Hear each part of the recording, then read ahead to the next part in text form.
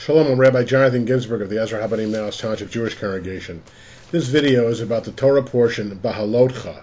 It is the third portion in the book of Numbers, Bamidbar, and it has many very interesting aspects to it. It begins with the rules about the Menorah. It tells us how they are to be lit, with the three on the outside on each side being bent towards the central one. Then the Torah goes on to talk about the ceremony for dedicating the Levites.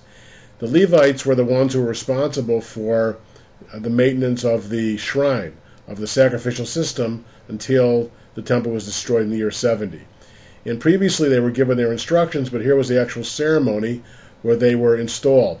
And so now we have the religious life of the Bible period of the Torah complete, with the Mishkan being built, the shrine, the tabernacle, the Levites are in place, the gifts have been brought, we're all set to go. Now it's just the Israelites living up to the Torah.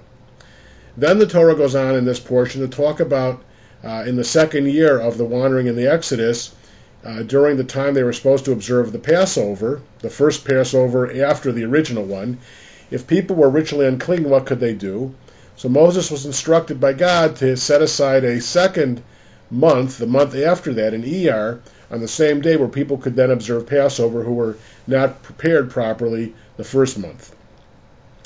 Then the Torah goes on to talk about silver trumpets, that they were to be played at various times in various important situations, including a call to war and other ceremonies. This, of course, gives rise today to the institution of the shofar. In fact, our sages derive from some of the words in that verse the three parts of the Musaf service on Rosh Hashanah when we blow the shofar: Malchuyot, Zichronot, and Shofarot.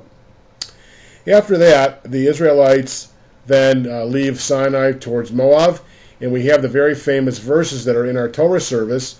The ark was supposed to be in the center when they marched, but at this start of their journey, it was in the front. And the famous passage, Vayhi bin so Aaron, when the ark moved, this is what they said. It comes from this week's Torah portion. Then the people rebel again. They are hungry, they're complaining about how it was better in Egypt, and unbelievably saying that. And Moses gets a little frustrated, and God says, they want meat, I'll send them meat.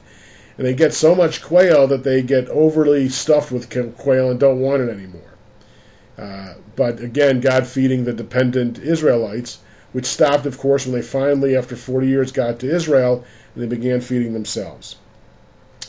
Then we have a very interesting institution, kind of the first board of directors, the democratization of the Israelite camps.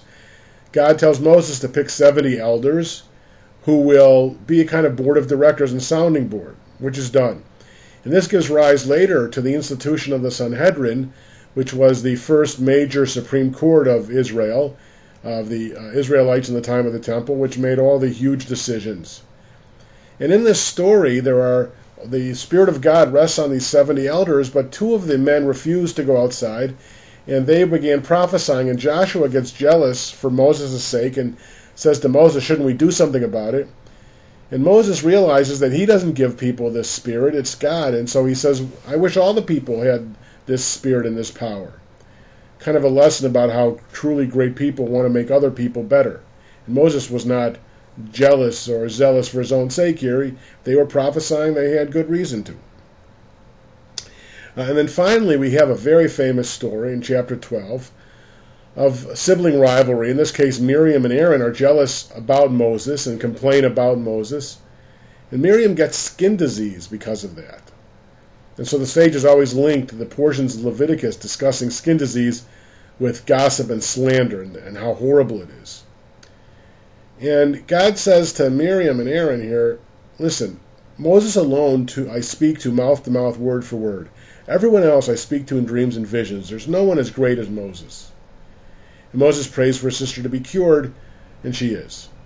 And so this teaches us about how Moses is the greatest prophet. No one can ever be greater than Moses in terms of prophecy. Moses was the main lawgiver, and Judaism doesn't believe that any subsequent revelation or religion can possibly supplant what God said to Moses.